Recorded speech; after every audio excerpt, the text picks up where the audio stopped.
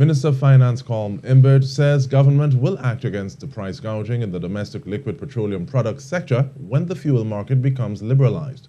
Minister Imbert led off debate on the finance bill in the Senate on Tuesday. He assured that government is creating a transparent mechanism where the ex-refinery price, the terminal price, and the wholesale price of fuel would be known and published. The terminal price, which is the price that Pariah would charge for the fuel after adding in its handling costs and its other expenses, will be known and published. The wholesale price, which is the price at which the fuel is sold to the dealers, would be known and published. And then the dealers would be allowed to put their own margin to arrive at the final price at the pump. The finance minister warned if the government determines that dealers are engaging in price gouging, then appropriate modifications would be made to the legislation. At this point in time, we are leaving it to competition, but if we discover cartel behavior, collusion, or price gouging, the government will not hesitate to amend the legislation appropriately to protect citizens.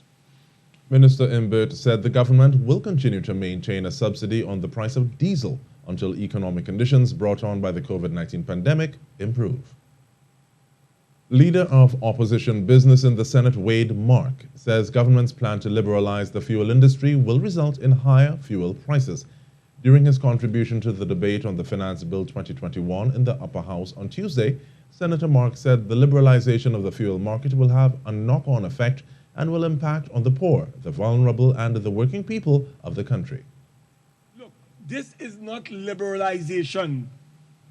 This is government controlling the price of fuel because the government wants to make more money, because it is running out of cash, and they are using this process to gain more cash.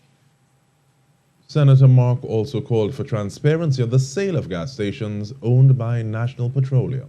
All we know is that in the budget, they intend to sell these stations to concessionaires and dealers. When they're going to do it, how they're going to do it, we don't know. And that is why the talk in tongue is that they intend to sell these gas stations to their friends, their families, and their financiers. The Oilfield Workers Trade Union is calling on government to not increase the cost of fuel.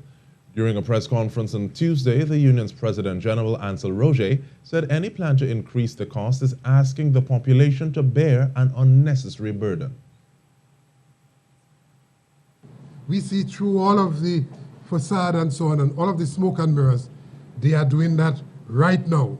And I call on you to join with me to ask the government, to demand that the government halt on their plans to increase the cost of fuel. The OWTU President General said his union will continue to seek the interests of citizens and insist that government makes decisions to benefit all.